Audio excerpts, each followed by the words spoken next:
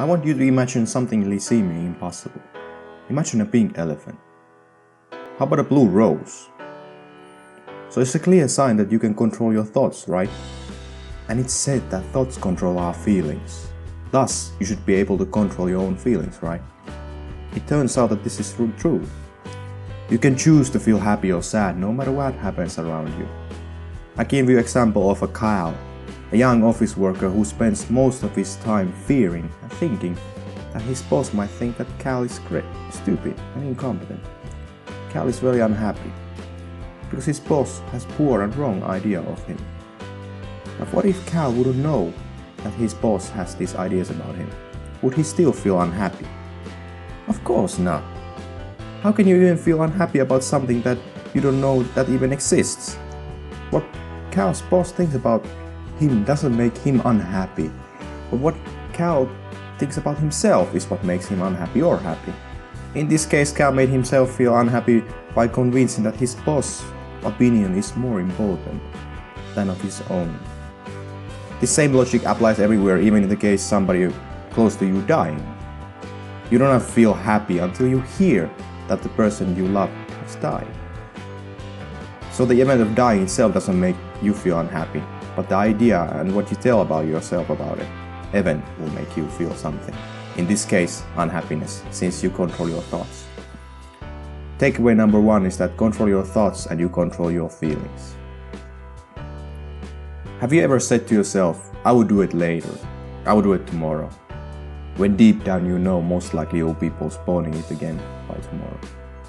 I know I have, and if you're like anything like me, you also experience the bad negative feelings of guilt when you do this.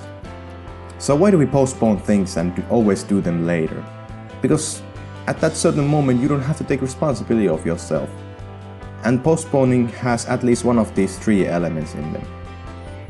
First, you're not capable of doing the work really well that you want to achieve. Secondly, the risk of failing during doing the work is really high. But thirdly, the work feels really uncomfortable to do.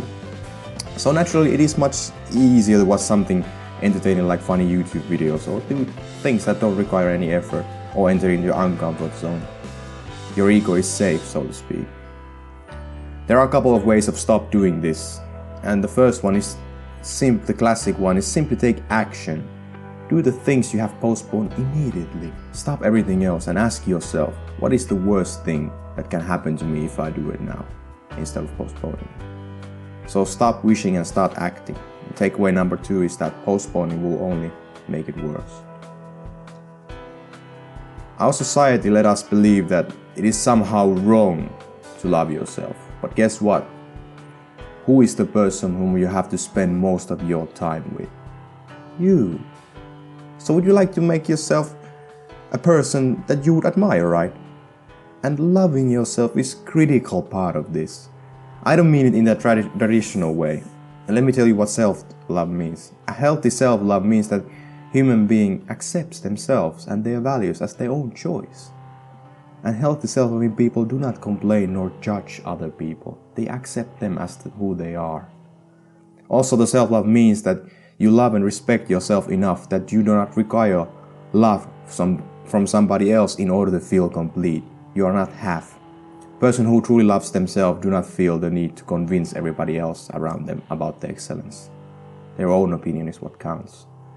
And interestingly, this quality is found, at least for me, in people who I admire. So I would like to, and you would like to get it as well, right? The way you can increase your self-love is simply to spend time with yourself. See who you are, develop a skill or passion, work hard and then reward yourself with a movie or with a good dinner, or simply take a nap. Fill your body with a good nutrition and exercise. It will make you feel good. Be proud of yourself but do not brag. Accept who you are and realize that you're the only one who can change yourself.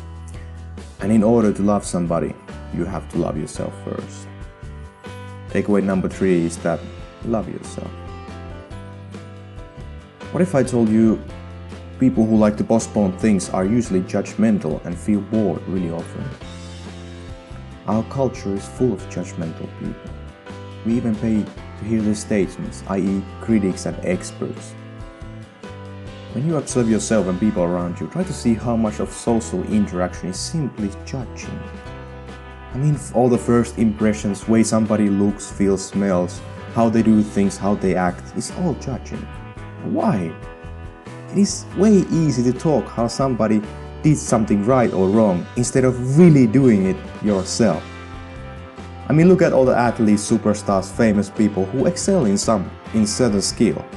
They do not sit around talking about how other people are doing it right or wrong. No, they simply do not have time to do it. They focus on their skill.